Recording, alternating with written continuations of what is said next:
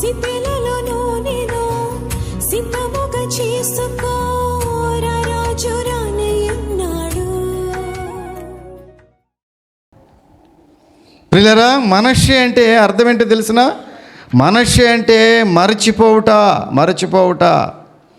దేవుడు ఆదికాండం 41లో చూడండి ఒక మాట, 51వ వచనము. అప్పుడు యోసేపు,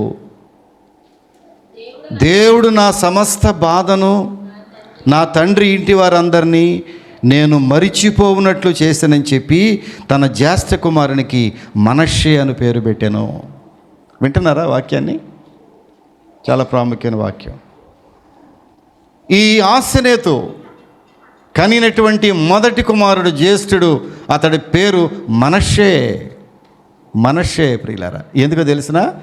మనష్షే పుట్టినప్పుడు యోసేపు పడిన బాధలన్నీ మర్చిపోయాడు. ఒక్కొక్క బిడ్డ పుట్టినప్పుడు బాధలన్నీ మర్చిపోతాం మనం కదా. మన ఇంటికి ఒక బిడ్డ వచ్చినప్పుడు బాధలన్నీ మర్చిపోతాం. ఇక్కడ ఒక ఆమె ఉంది, ఆ కొడుకు మనవడు పుట్టాడు. ఆ మనవడు పుట్టినప్పుడు నిజానికి పాపం ఆమెకు చాలా బాధలు ఉన్నాయి. ఏం చేసింది ఆమె? బాధలన్నీ ఒక్క దెబ్బని ఎగిరిపోయాయి అంతే. మనవడిని చూసుకుని ఒక్కొక్క బిడ్డ పుట్టినప్పుడు బాధలన్నీ మర్చిపోతాం. యోసేపు పడిన బాధలు ఏం మామూలు బాధలు పడ్డాడా? ఎన్ని శ్రమలు అనుభవించాడు యోసేపు. అన్నదమ్ములతో శ్రమ అనుభవించాడు.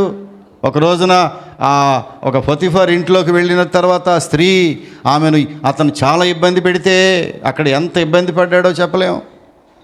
దాని తర్వాత అతన్ని చెరసాల్లో బందీగా వేసేశారు. చెరసాల్లో జైల్లో వేసినప్పుడు అక్కడ ఎంత బాధలు పడ్డాడో చెప్పలేం. భోజనానికి కూడా కరువైపోయింది. చివరికి అతను ఎంత శ్రమ పడ్డాడంటే అతని శ్రమలను క్రీస్తు శ్రమలకు ముంగుర్తుగా రాస్తారు. యోసేపు పడిన శ్రమలు క్రీస్తు శిలువ మీద పడిన శ్రమలకు ఒక కంపారిటివ్గా రాస్తారు బైబిల్ పండితులు. ప్రియులారా, అన్ని శ్రమలు పడ్డాడు యోసేపు. ఇప్పుడు మొదటి బిడ్డ పుట్టగానే ఎఫ్రాయిము మనష్షే పుట్టగానే అతని బాధలన్నీ మర్చిపోయాడు. మనష్షే అనే మాటకు అర్థం ఏంటో తెలిసిన? మరచిపోవుట. బైబిల్ మాట్లాడుతుంది, ముందున్న వాటిని వెనుకున్న వాటిని మరచి 2025 సంవత్సరాలు జరిగినవన్నీ కొంతమంది తల పోసుకుని పడి సొంత లాగేసి కళ్ళన్నీ ఎర్రబడిపోయి ఆ విక్సులు రాసి, జండు బాంబు రాసి, శాస్త్రి బాంబులు రాసి కుమిలిపోయి హృదయాన్ని గాయపరుచుకుని ఏంటంట, గత సంవత్సరం అంతా ఓడిపోయానయ్యా నేను. గత సంవత్సరంలో ఆశీర్వాదాలు లేవు. గత సంవత్సరంలో ఆస్తులు ఎక్కువ సంపాదించలేకపోయాం. గత సంవత్సరంలో ఇల్లు కట్టలేకపోయాను. గత సంవత్సరంలో ఉద్యోగాలు లేవు. ఇవన్నీ బైబిల్ ఏమంటుంది? వెనుకున్న వాటిని మరిచిపోవటం కూడా అవసరమే దేవుని సన్నిధిలో. ప్రియులారా, గతమును అలాగ మరిచిపోయి ముందున్న వాటి కొరకు వేగిరి పడదాం. ఈ నూతన సంవత్సరంలో దేవుడు ఏ కార్యము చేయబోతున్నాడో. కొంతమందికి భవిష్యత్తుని గురించినటువంటి ఆలోచనే ఉండదు. భవిష్యత్తులో ఈ సంవత్సర కాలంలో, ఈ 2026 సంవత్సరంలో ఏమి చేయటానికి దేవుడు నన్ను ఇష్టపడుతున్నాడో, నా జీవితంలో దేవుని యొక్క చిత్తం ఏమై ఉన్నదో అడిగేవి ఎప్పుడైనా దేవుణ్ణి, ప్రభువా ఈ నూతన సంవత్సరంలో నా జీవితంలో నీ చిత్తం ఏమై ఉన్నది? నా బిడ్డల విషయంలో ఏమి చేయబోతున్నావు? కొంతమందికి గ్రహింపు లేనటువంటి పరిస్థితి. ప్రార్థనలో గ్రహించుకోరు. ప్రభువా ఈ సంవత్సరంలో నేను ఏమి చేయాలి నీ కొరకు? ఏం చేయాలి? ఏమి చెయ్యు. గతంలో ఏం చేసావు? నువ్వు ఏమీ చేయలేదు. కానీ దేవుడు నిన్ను ప్రేమించే మరో సంవత్సరం ఇచ్చాడు. ఎందుకు ఇచ్చాడంటావు? మళ్ళీ గత సంవత్సరం లాగానే ఐడియల్గా ఉండమని ఇచ్చాడా? చెప్పమ్మా. 2025 సంవత్సరంలో ఎలా ఉన్నావో అలాగే ఉండు అని ఇచ్చాడా కొత్త సంవత్సరం నీకు? ఈ నూతన సంవత్సరాన్ని ఒక ప్రణాళికాబద్ధంగా దేవుడు నీకు ఇచ్చాడు. ప్రణాళికాబద్ధంగా ఒక ప్లాన్ ప్రకారము. ఆ ప్రణాళిక ఏమిటో నీవు దేవుడిని అడుగు చెబుతాడు. ప్రభువా నీవు ఏ ప్రణాళికతో నన్ను మళ్ళీ ఈ సంవత్సరం తీసుకొచ్చావు? గతంలో నాకు తెలిసిన వాళ్ళు చాలామంది మరణించారు ప్రభువా. పెద్ద వాళ్ళే మరణించారే. కొన్నిసార్లు ఫోన్లో చూస్తూ ఉంటాను నేను, ఫోన్లో మెసేజ్లు వస్తూ ఉంటాయి. కొన్ని ఫోన్లు చూస్తూ ఉంటే మెసేజ్ ఆగిపోయి ఉంటుంది. చూస్తూ ఉంటే ఓహో ఇతను మరణించాడు కదా పోయిన నెలలో అనుకుంటా. నేను బాగా టచ్లో ఉన్నవాళ్లే, రోజు నాతో మెసేజ్లు పంపి మాట్లాడుతున్న వాళ్ళే ఒకసారి ఆ ఫోన్ చేస్తూ ఉంటే, ఈ మధ్య నేను మొన్న ఒక ఫోన్ చేశా గుంటూరు తాడి ఏంటది గుంటూరు పక్కన ఏంటది తాడికొండ మండలం. ఫోన్ చేస్తే అతను ఒక రెవెన్యూ ఆఫీసర్. నాన్న బాగున్నావా అన్నాను నేను. అంకుల్ డాడీ చనిపోయారు మొన్నే. అలాగమ్మా తెలియదు నాకు, ఈ నంబర్ నా దగ్గర ఉందిగా డాడీది, మాట్లాడాను. డాడీ చనిపోయారు అంకుల్. చాలా బాధపడ్డాను నేను. చాలా ఫోన్లు అలాగా నేను చూస్తూ ఉంటే అన్నీ కొంతమంది అలాగా ఎంటీగా ఉండిపోతున్నాయి. వాళ్ళు వెళ్ళిపోయారు లోకాన్ని విడిచి. నువ్వెందుకు వచ్చావు ఈ నూతన సంవత్సరంలో కంటే ఒక ప్రణాళిక దేవునికి నీ జీవితంలో ఉన్నది ప్రియులారా.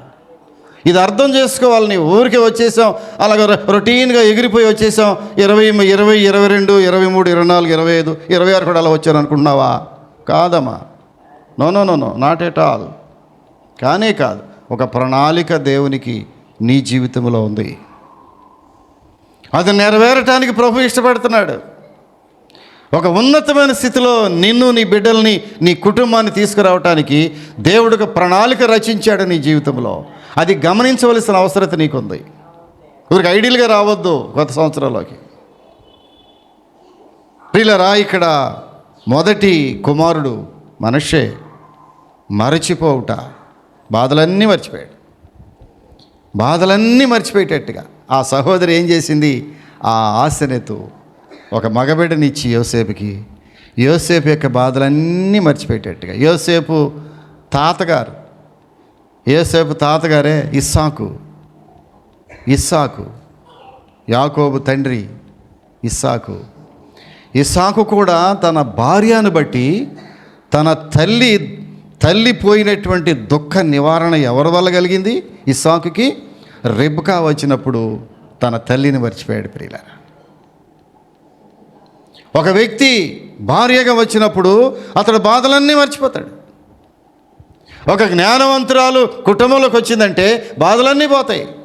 అందుకే ఆ పిల్ల వచ్చిన వేళ, గొడ్డొచ్చిన వేళ, బిడ్డ వచ్చిన వేళ అంటారు. ఈ సామెతలు వృధాగా పుట్ల, చాలా జ్ఞానంగా పుట్టిన ఈ సామెతలు ప్రియులారా.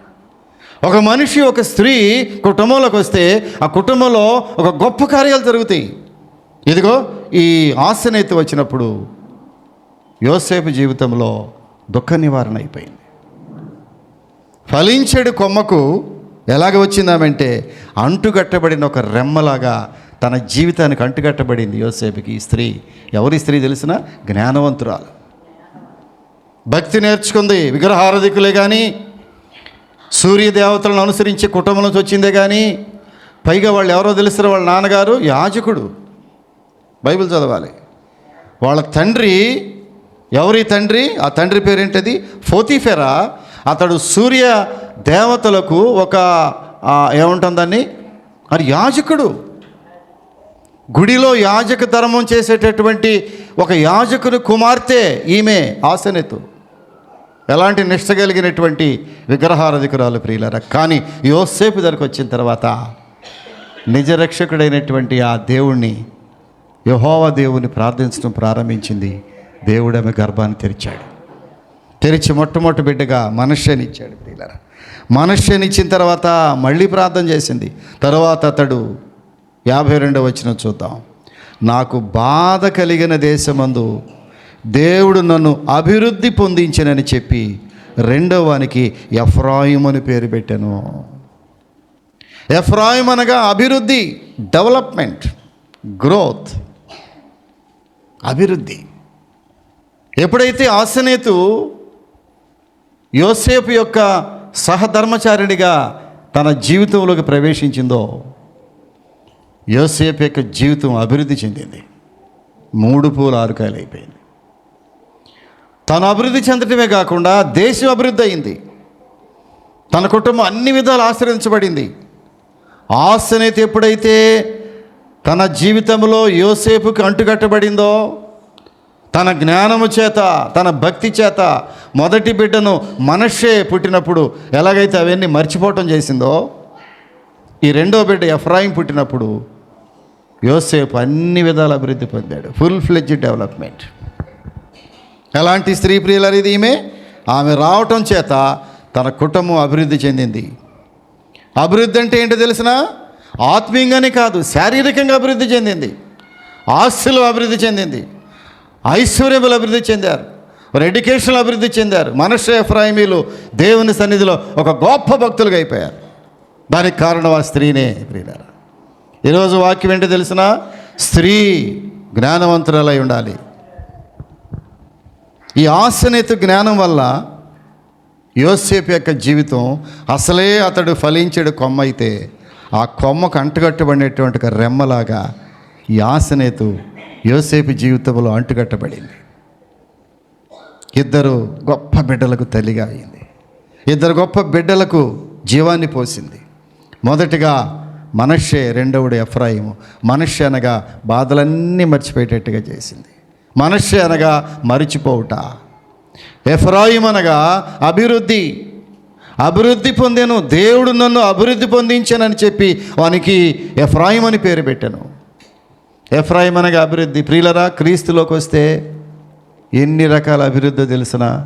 చాలామంది డబ్బే అభివృద్ధి అనుకుని మోసపోతున్నావు నీవు. కేవలము డబ్బు, బంగారము అభివృద్ధి అనుకుంటున్నావు నీవు. అది అభివృద్ధి కాదమ్మా. అది అభివృద్ధి కాదని తెలుసుకోవడానికి ఎంతో టైం పట్టదు నీకు. కేవలము ఆస్తిపాస్తులు మాత్రమే అభివృద్ధి కాదు అని తెలియటానికి నీకెంతో సమయం పట్టదు. దేవుడు ఒక మనిషిని అభివృద్ధి చేయటం అంటే అతడు ప్రశాంతముగా జీవించాలి, అతని జీవితము సాఫీగా గడవాలి. శాంతి సమాధానములు ఏ కుటుంబంలో ఉంటుందో ఆ కుటుంబం అభివృద్ధి చెందినట్టే. కొంతమందికి ఆస్తి ఎంతో ఉంటుంది కానీ శాంతి లేదు కుటుంబంలో, అభివృద్ధి ఎక్కడిది? కానీ దేవుడు అంటున్నాడు, బుద్ధి, జ్ఞానము, సర్వసంపదలు కూడా ఉన్నాయి ప్రభువులో. రండి చర్చ్కి, మీరు సర్వసంపదలు అనుభవిస్తారు. చాలామంది అనుకున్నారు ప్రియులరా, ఈ మందిరంలోకి వచ్చిన తర్వాత మా కుటుంబం అన్ని విధాల అభివృద్ధి చెందిందండి. పిల్లలు బాగా చదువుకున్నారు, మా ఆడపిల్లలు బాగా చదివారండి, వారికి మంచి బంధుత్వాలు వచ్చినాయండి, మంచి సంబంధాలు వచ్చినాయి, మంచి కుటుంబాలుగా స్థిరపడ్డారండి మా బిడ్డలు. మా భర్తలండి మా మాట వింటున్నారండి, వారండి కుటుంబాన్ని పోషించి ఒక ఉన్నత స్థానంలోకి వెళ్ళారండి. మా ఆరోగ్యాలు బాగుపడినాయండి. ప్రియులరా, దేవుని మందిరంలో సకల ఆశీర్వాదాలు దాగి ఉన్నాయి. మందిరాన్ని విస్మరించవద్దు. నూతన సంవత్సరంలో మరొకసారి దేవుని వాక్యం బోధిస్తూ ఉంది నీకు. ఈ నూతన సంవత్సరంలో మందిరాన్ని విస్మరించవద్దు. ఈ మందిరములో బోధించేటటువంటి సూటి అయినటువంటి మాటలు, దేవుని వాక్యమును చెవియగేటటువంటి పరిస్థితి, అది మర్చిపోవద్దు దయచేసి. అది నీ జీవితమునకు భోజనం పెడద్ది. దేవుని మాటలు నీ జీవితాన్ని పోషిస్తుంది, నీ బిడ్డలు పోషిస్తే దేవుని మాటలు. ప్రియులారు, ఇక్కడ ప్రకటిస్తున్నటువంటి దేవుని మాటలు నీ జీవితానికి వెలుగునిస్తాయి. ఒకవేళ కొంచెం కఠినంగా ఉంటే ఉండవచ్చును, ఇక్కడ వాక్యములు కఠినంగానే ఉంటాయి. అది జీవితాలు కట్టే వాక్యాలు. అవి గాయములను పైన బాగు చేసే వాక్యాలు కాదు. గాయములను పైన అలాగ పైన అది కాదు ఇక్కడ వినబడే వాక్యాలు. ప్రియులారా, నీ కుటుంబాన్ని కట్టగలిగే వాక్యాలు. ఈ వాక్యమునకు తల ఒగ్గేవో తిరుగులేదు నీ కుటుంబ వ్యవస్థలో. ప్రియులారా, వాక్యము, మా సొంత వాక్యాన్ని ఎప్పుడు మేము బోధించాం. దేవుడు ఏది రాశాడో పరిశుద్ధ లేఖనాల్లో ఆ వాక్యమునే మనం బోధిస్తున్నాం. ప్రియులారా, సొంత వాక్యం మా సొంత విషయాలో, మా కుటుంబ విషయాలో మాకేదో దేవుడు ఏదో చేశాడనో అది మేము బోధించాం. ప్రియులారా, దేవుని వాక్యాన్ని ఉన్నదన్నట్టుగా బోధించే దేవుని సన్నిధిలో మనం కూర్చున్నాం. మీలో కొంతమందికి వాక్యం రుచించడం లేదు. ఈ వాక్యంలో పిట్టకథలు ఉండవు. ఈ వాక్యంలో ఊరికే లోకాభిరామాయణం ఉండదు. ఈ వాక్యములో వినసొంపైన మాటలు లేకపోవచ్చు బహుశా నీకు, కానీ దేవుని వాక్యం ఉంటుంది ప్రియులారా. దీనిలో ఆ వాక్యము నీ జీవితాలు కడుతుంది, నీ కుటుంబాలను కడుతుంది. నీ కుటుంబాలకు దేవుని వాక్యం అవసరం, పిట్టకథలు కాదు. అవి ఎక్కువ కాలం నిలబడలేవు. మన సహవాసంలో వచ్చే కుటుంబాలు స్థిరమైన కుటుంబాలు, దేవునిలో అంటుగట్టబడిన కుటుంబాలు. ఒకవేళ అలా వచ్చి అలా వెళ్ళిపోయే వాళ్ళకి ఈ వాక్యాలు అర్థం కావు ప్రియులారా. ఇదిగో ఈ హాస్యనేతు జ్ఞానము కలిగిన స్త్రీ ఆ కుటుంబాన్ని ఎంతగా కట్టిందంటే, ఈమె రాకముందే ఫలించెడు కొమ్మ భర్త, ఆ ఫలించెడు కొమ్మకు ఒక అంటుగట్టబడిన రెమ్మ ఈ హాస్యనేతు ప్రియులారా. అతని ఆ యోసేపు యొక్క భక్తి జీవితాన్ని మరింత అభివృద్ధి చేయగలిగినటువంటి స్థితిలోకి ఈ భార్య వెళ్ళింది. హాస్యనేతు భార్యగా వచ్చిన తర్వాత యోసేపు యొక్క దేవుణ్ణి అనుసరించింది, యోసేపు భక్తి నేర్చుకుంది, యోసేపు విశ్వాసాన్ని అనుసరించింది, యోసేపు ప్రార్థన జీవితాన్ని అనుసరించింది. 2 బిడ్డలనిచ్చింది. ఒక బిడ్డనేమో దుఃఖ నివారణ పొందింది, ఒక బిడ్డ ద్వారా. మరొక బిడ్డ ద్వారా అభివృద్ధిని చూశారు. ఆ కుటుంబం అభివృద్ధి పొందింది. ఎన్ని విధాలుగా సహాయపడిందంటే యోసేపుకు ప్రియులారా, అన్ని విధాలా సహాయపడింది ప్రియులారా. బైబిల్లోకి వెళ్ళి చూస్తే ఎంతమంది స్త్రీలు అబీగయీలు కదా. లాబాను మొరటివాడు, భర్త మొరటివాడైతే అబీగయీలు తన జ్ఞానము చేత చంపటానికి సిద్ధమైన దావీదును ఎదుర్కొని దావీదుని కన్విన్స్ చేసి తన భర్తను బ్రతికించుకున్నటువంటి స్త్రీ. ఎంతమంది స్త్రీలు భర్తలను మార్చుకుంటున్నారు దేవుని సన్నిధిలో? ఎంతమంది స్త్రీలు భర్తకు చేదోడు వాదోడుగా ఉండి భర్త పనుల్లో సహాయం చేసి భర్త కష్టాల్లో వారి కష్టాల్లో కూడా పాలు భాగస్తురాలై కుటుంబాలు కట్టుకునే విషయంలో, బిడ్డలను చదివించుకునే విషయంలో ఎంత శ్రమ పడుతున్నారు స్త్రీలు ప్రియులారా. ఆ సామెతలు 31వ అధ్యాయంలో మనం చూసాం. ఇప్పుడే బాబు చదివినిపించాడు. ముత్యము కంటే అమూల్యమైనటువంటి స్త్రీలు. బైబిల్ చెప్తుంది స్త్రీకి విద్య అవసరం ప్రియులారా. స్త్రీ జ్ఞానము చాలా అవసరం కుటుంబంలో. అప్పుడే ఇల్లు కట్టబడద్ది. 3 రాలు చెప్పండి, 3 రాలు తన చేతులతో, 3 రాలు తన చేతులతో తన ఇల్లు ఓడబెరుక్కుంటుందంట. చాలా కుటుంబాలు చూస్తున్నాం, స్త్రీ 3 రాలు అయితే ఇళ్ళు కూలిపోతున్నాయి. స్త్రీ 3 రాలు అయితే కుటుంబాలు కూలిపోతున్నాయి. స్త్రీ 3 రాలు అయితే బిడ్డల జీవితాలు కూలిపోతున్నాయి. బిడ్డలు పెంచే విషయంలో ఎంత ఓర్పు కావాలి స్త్రీకి, బిడ్డలు చదివించే విషయంలో ఎంత ఓర్పు కావాలి స్త్రీకి. ఒకవేళ పురుషుడు సహకరించినా కొంతమంది పురుషుల సహకారం ఉండదు కుటుంబంలో. కొంతమంది అభ్యుదయ స్త్రీలకు ఆ పురుషుల సహకారం ఉండదు. వాడు మూర్ఖుడై ఉంటాడు, నాబాల్లాగా. నాబాల్ మొరటివాడు. ఈ మొరటివాడైనటువంటి భర్త ఉండగా కుటుంబాన్ని చక్కదిద్దుకోవటం ఎంత కష్టమో, నరకప్రాయం అయిపోద్ది. అలాంటి స్త్రీలను గురించి ఎంతో ప్రార్థన చేస్తాం ప్రియులారా మేము. ప్రభువా, ఇదిగో సహోదరి కుటుంబం సహకరించడం లేదు, కోఆపరేట్ లేదు, భర్త కోఆపరేషన్ లేదు, బిడ్డల కోఆపరేషన్ లేదు. ఆ స్త్రీ పోరాడుతుంది ప్రభువా, ఆ బిడ్డ పోరాడుతుంది, ఆ కుటుంబాన్ని కనికరించాయా. ప్రార్థన చేస్తాం మేము ఆ కుటుంబాల కొరకు ప్రియులారా. ఎంత అవసరము స్త్రీకి విద్య, జ్ఞానం ఎంత అవసరము. అందుకే జ్ఞానము కొదువుగా ఉంటే అడగమన్నాడు దేవుడు. ప్రభువా, నాకు కుటుంబం కట్టుకునే జ్ఞానము దయచేయి, నా బిడ్డలను చదివించే జ్ఞానము దయచేయి. బిడ్డలుగా చదవాల్సింది నీవే చదవాలి, బిడ్డలుగా చదవాల్సింది. చాలామంది ఇక్కడ ఉన్నారు, వారు బిడ్డలు చదివారు అనుకోని, నేను తల్లులే చదివారు. మా బిడ్డలు చదివారంటే మేమే చదివాం. ఒక పిల్ల చదవాలంటే ఏం చేయాలి? తల్లి చదవాలి. తల్లి MBBS MTech చదవక్కర్లా.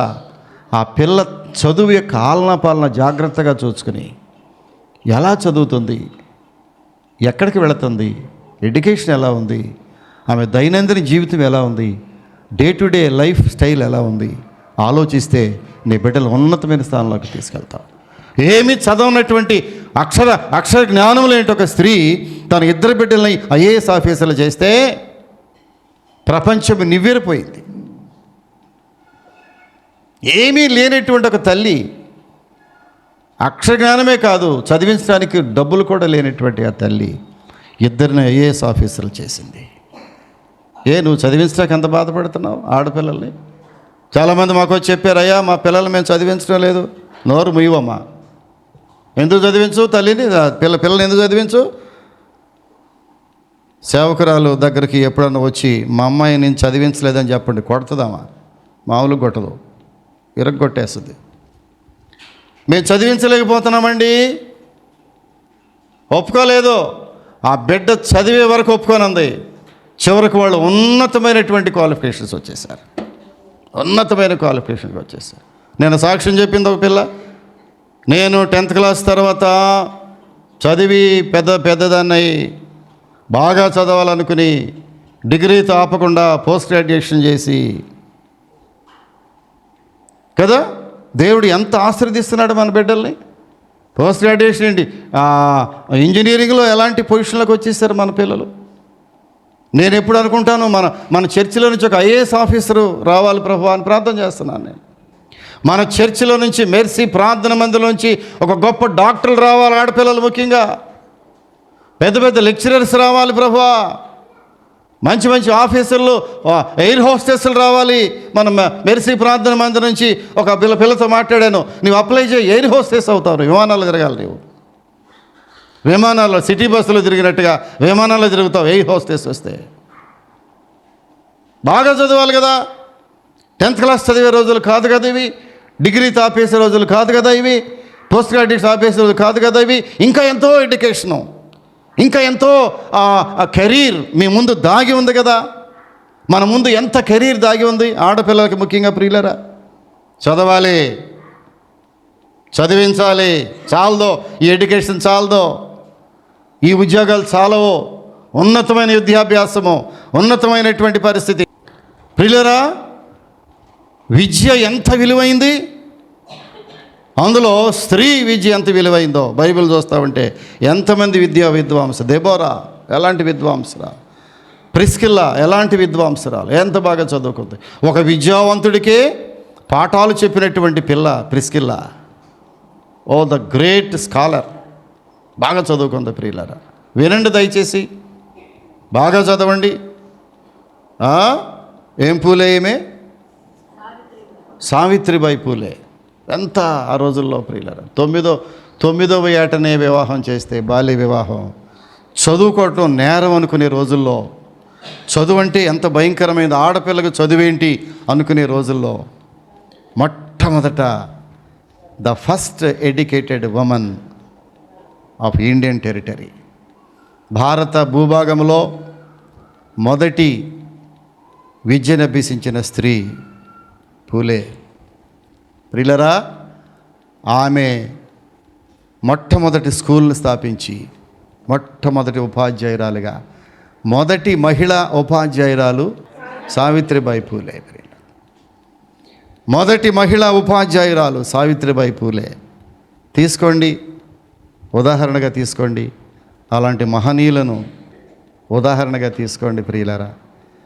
మదర్ తెరీసా లాంటి వాడు ఎలాంటి ఎడ్యుకేషన్, ఎలాంటి సేవ భారతదేశానికి చేశారు. స్త్రీలు ప్రియులారా, స్త్రీలు చాలా గౌరవించబడే స్త్రీలు ప్రియులారా. బైబిల్ అంతా కూడా మీరు చదివి చదివి చదివి చదివి బైబిల్లో స్త్రీలను చదవండి. ఎలాంటి గొప్ప క్యారెక్టర్స్ స్త్రీలు ఉన్నారు బైబిల్లో ప్రియులారా. ఒక్కొక్క స్త్రీ సమాజాన్ని రిఫార్మ్ చేసేసింది, సమూలమైన మార్పులు తెచ్చేసింది సమాజంలో. స్త్రీ పాత్రను, స్త్రీని ఈజీగా తీసుకోవద్దు దయచేసి మీరు. ఆడపిల్లను ఈజీగా తీసుకోవద్దు దయచేసి మీరు. ఆడపిల్ల చదువు సమాజానికి ఎంత వెలుగంటే, రౌడీజం చలాయిస్తున్న ఈ సమాజంలో, భయంకరమైనటువంటి మత్తు పానీయములకు అలవాటు పడేటటువంటి సమాజంలో స్త్రీ జ్ఞానవంతురాలుగా ఉంటే వీటన్నిటినీ రూపుమాపే ఒకే ఒక యంత్రం ఆమె జ్ఞానవంతురైన స్త్రీ ప్రియులారా. ఆమె ఆసనేతు ఈ ఫలించెడు కొమ్మైనటువంటి యోసేపుకి ఆసనేతనిచ్చి పెళ్లి చేస్తే యోసేపుకి జీవితం మరింత అభివృద్ధి చెందింది. మరింతగా దేవుని సన్నిధికి వెళ్ళాడు, మరింత గొప్పవాడైపోయాడు. భార్యను బట్టి మరింత గొప్ప పేరు యోసేపు తెచ్చుకున్నాడు. ప్రార్థన చేసుకుందాం, చిన్న ప్రార్థన చేసుకుందాం. తలలు వంచండి, చిన్న ప్రార్థన చేసుకుందాం. ప్రభువా, జ్ఞానము కలిగిన స్త్రీ తన ఇల్లు కట్టును. నా కుటుంబంలో నాకు జ్ఞానము దయచేయండి. నేనేమాత్రము జ్ఞానము లేని స్త్రీగా ఉన్నాను ప్రభువా. నా బిడ్డలు పెంచుకునే విషయంలో నాకు జ్ఞానము చాలటం లేదు. నా బిడ్డలను చదివించుకునే విషయంలో నాకు జ్ఞానము చాలటం లేదు. నేను భక్తిని చేసే విషయంలో నా జ్ఞానము చాలటం లేదు. జ్ఞానము గల స్త్రీ తన ఇల్లు కట్టునన్నావు. నా ఇల్లు అజ్ఞానము చేత కట్టుకోలేకపోయాను ప్రభువా. నా జ్ఞానము చేత బిడ్డలను చదివించుకోలేకపోయాను ప్రభువా. నా జ్ఞానము చేత బిడ్డలను సరైన స్థితిలో ఉంచలేకపోయాను ప్రభువా. అది కేవలము అజ్ఞానమే. నాకు జ్ఞానము హృదయము దయచేయము.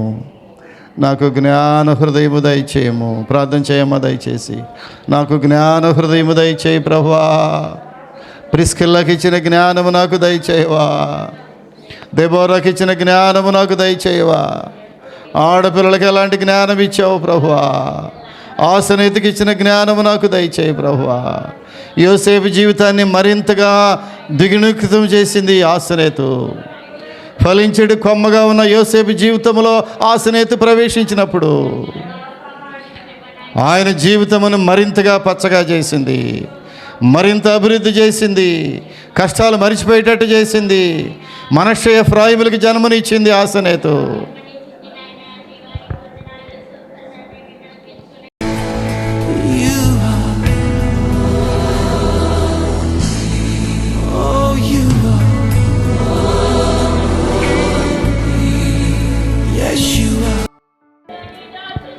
పరిశుద్ధుడా, ప్రేమ కలిగిన స్వామి, నీ పరిశుద్ధ పాదాలకు వందనాలు.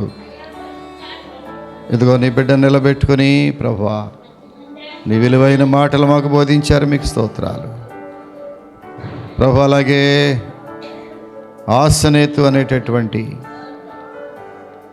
ఆ పొతీఫెరా కుమార్తె యోసేపుకు భార్యగా ప్రభువా, యోసేపు యొక్క జీవితమును మరింతగా అభివృద్ధి చేస్తాకి ఆ యొక్క స్త్రీ ఎంత సహాయపడింది. స్త్రీ విద్య ఎంత అవసరమో, స్త్రీ జ్ఞానం ఎంత అవసరమో మాకు బోధించావు. ఒక కుటుంబంలో స్త్రీకి ఉన్నటువంటి పాత్ర ఎంత గొప్పది ప్రభువా. మహిళలను ఎంత నువ్వు గౌరవించావు. మహిళాభ్యుదయానికి ఎంతగా పెద్దపీట వేశావు నీవు ప్రభువా. జ్ఞానము కలిగిన స్త్రీ అది ముత్యము కంటే అమూల్యమైందన్నావు. వివేకమునే లేచి తన ఇంటి వారి అవసరతలన్నీ తీరుస్తుందన్నావు. తన భర్త తను కొనియాడతాడన్నావు ప్రభువా. అలాంటి స్త్రీ పాత్ర ఎంత గొప్పదో, స్త్రీ జ్ఞానం ఎంత అవసరమో, స్త్రీకి విద్య ఎంత అవసరమో, స్త్రీ ఎడ్యుకేటెడ్గా ఉండటం ఎంత అవసరమో సమాజానికో చాలా వివరంగా మేము విన్నాం ప్రభువా. మా స్త్రీలందరినీ ప్రత్యేకంగా మీరు జ్ఞాపకం చేసుకోండి ప్రభువా. మెర్సీ ప్రార్థన మందిరంలో విలువైన స్త్రీలను ఇచ్చావు నీవు. ప్రార్థనా పరులైన స్త్రీలను ఇచ్చావు, విశ్వాసలైన స్త్రీలను ఇచ్చావు ప్రభువా. మొరపెట్టే స్త్రీలను మాకు ఇచ్చావు. మెర్సీ ప్రార్థన మందిరంలో మేమెంత ధనియులం ప్రభువా. చాలా చోట్ల లేనటువంటి ప్రార్థనా పరులైన స్త్రీలు మా మెర్సీ ప్రార్థన మందిరంలో ఉండటం మాకు ఎంత అవసరమైంది. వారందరిని మీరు జ్ఞాపకం చేసుకోనండి. గత మాసంలో స్త్రీలు ప్రత్యేకముగా ప్రార్థన మందిరంలో కూడి ప్రతిరోజు ప్రార్థన చేశారు ప్రభువా. వారి ప్రార్థనలకు జవాబిస్తున్నందుకు వందనాలు. వచ్చిన స్త్రీలను ప్రాముఖ్యంగా మీరు జ్ఞాపకం చేసుకోండి. మారు మనసు పొందిన స్త్రీలను మీరు జ్ఞాపకం చేసుకోండి. కుటుంబాలను కట్టడానికి ప్రయత్నం చేస్తున్న బిడ్డలను జ్ఞాపకం చేసుకోండి. ఎంతోమంది స్త్రీలైన తల్లులు ప్రభువా వారి బిడ్డలను చదివించుకుంటున్నారు. వారి బిడ్డల యొక్క విద్యాభ్యాసములు ఎంతో పోరాడుతున్నారు. వారి కుమార్తెల వివాహ విషయంలో, వారి ఉద్యోగాల విషయంలో మీ పాదాలు పట్టుకుని గోజాడుతున్నారు కొంతమంది స్త్రీలు తల్లులు ప్రభువా. వారి ప్రార్థనలు ఆలకిస్తున్నారు, మీకు స్తోత్రాలు. మెర్సీ ప్రార్థన మందిరంలో యవ్వన ఆడపిల్లలను ప్రత్యేకంగా మీరు దర్శిస్తున్నందుకు మీకు వందనాలు చెల్లించుకుంటున్నాం. వారి బాధ్యతలు మీరు తీసుకుంటున్నందుకు వందనాలు. వారి కుటుంబాలను, వారి జీవితాలను కట్టబడ్డానికి సహాయం చేస్తున్నందుకు వందనాలు. మరింతగా ముఖ్యంగా ఆడపిల్లల కొరకు మేము కన్నీరు కార్చేవారిగా మమ్మల్ని ఉంచండి. యవ్వన బిడ్డలు కూడా మీరు దర్శించండి ప్రభు ఆ కుటుంబాలను ఆదరించండి. విన్న వాక్యానికి ముద్ర వేయండి. వాక్యం అందించిన బిడ్డను మరింతగా మీరు బలపరిచి వాడుకోనమని యేసు నామమున అడుగుచున్నాము తండ్రి. ఆమేన్.